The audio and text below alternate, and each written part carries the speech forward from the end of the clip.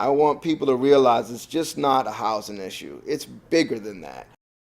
Hello, I'm David Dunwell.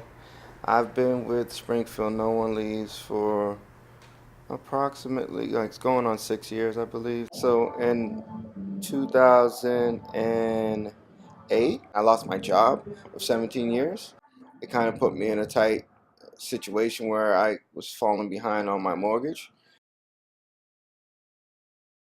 So in the interim, I tried to get a remodification, which would lower my payment, and the bank kept on kind of giving me a hassle about the whole process. I was paying my mortgage without issue, but I hadn't secured a permanent job. In August, they moved to foreclose, and I mean, I was basically talking to my politicians, I talked to lawyers, I talked to um, various organizations to see if I could somehow stop the process. Most people told me to pack up my bags and get ready to, move because the foreclosure was imminent, and after that, there was nothing anyone could do. Initially, I was like pretty reluctant, and I thought they were going to just be another organization that, told me, hey, yeah, there's not much I can do. Get ready to move. To my surprise, it was quite different. And so it took me a few weeks of going to the meetings to even, believe that what they were saying was in any way possible. Because as far as I was concerned, the politicians and the lawyers, they were the people that, they knew it all, right? So if there was any way of us being able to fix this situation, those people that get paid the big bucks or, are in power would know that. It started a process of rethinking that, and it was, the beginning of a beautiful thing. So I told my story. I told exactly how I came to losing my house and what happened in terms of losing my job. I sent it to various representatives, media outlets, the bank, and let them know that I'm now working with Springfield No One Leaves, and this is I'm asking them to reconsider and work with me. They initially was pretty determined to go forward with now an eviction to get me and my family out. So we planned a vigil. So, after I started meeting with Springfield No One Leaves, um, one of my main concerns was how to present this to my children because I had three young children at the time.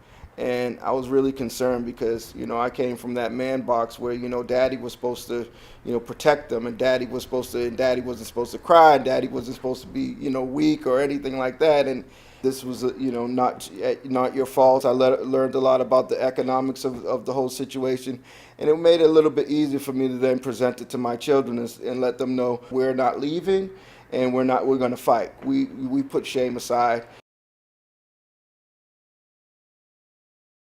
We had to bring it home now. I speak to all these strangers and it's fine, but now I have to not only have this vigil, but I have to invite my friends, my neighbors, and people that know me and know me pretty well. So the day of the vigil, it's raining. I was like, oh my God, no one's gonna show up for this vigil. Who's gonna come out and stand in the rain? So I did my best to put out some inspirational music. Kids from the neighborhood started coming around, and they would go out on their bikes and pass around flyers and let people know to come to this vigil. And people started trickling in slowly but surely.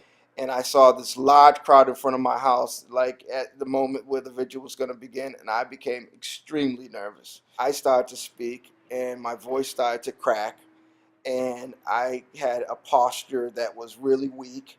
And I spoke, and then they passed the mic to my 13-year-old daughter, Kalima, and all I know is there was a jolt of energy that went through me when she spoke. I mean, she just came out with such fire and such I'm like, we're not going anywhere. These banks need to do right by my family. My father's a good man. And I was just blown away that my 13-year-old daughter was speaking with such conviction, And I stood up straight.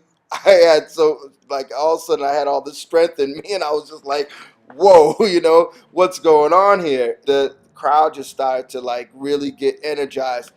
Became a big celebration almost. The light bulb went off to me wow, this is much bigger than me.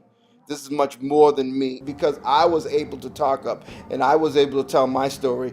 Others will be, be able to gain strength. About a week later, I had a water shut off notice, and the only way to get that water put back on was the bank had to call the Water and Sewer Commission.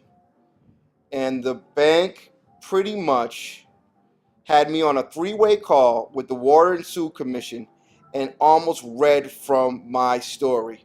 David has three beautiful daughters. He's such a strength to his community. He does this, and we would hate for him to have to go without water. And I was just like, who are these people talking? Is this the bank that wants to throw me out on the street? They wanted me to know that they knew and they heard me and they heard my story loud and clear. And shortly thereafter, they got in touch with my attorney and said, David doesn't need to do any more vigils, and tell him it's okay. We're willing to work with him, and this, that, and the other. And it was it was definitely refreshing, but we know better than to pull off the gas on that point. We were like full throttle ahead. We're going forward with this thing. I think the banks started not only to use my language in my personal story, but the language of the movement. They started things that they said 6 years ago would never happen. We're doing more to tell people that you don't have to move out your house after the foreclosure is not the end of the road. It's just the beginning of things. I now have a new faith in base building and movements really pushing politicians and legislators to do what's right. So, that's what Springfield No One Leaves has meant to me and my family. When you fight, you win, and we're definitely fighting. We're definitely fighting. We're not going anywhere. Telling their story to others not only strengthens those that they're talking to, it strengthens them, and it will help you to get through this whole thing. We that are still around love Springfield No One Leaves. It's our family. It's everything to us, and we'll do anything to keep it, going forward.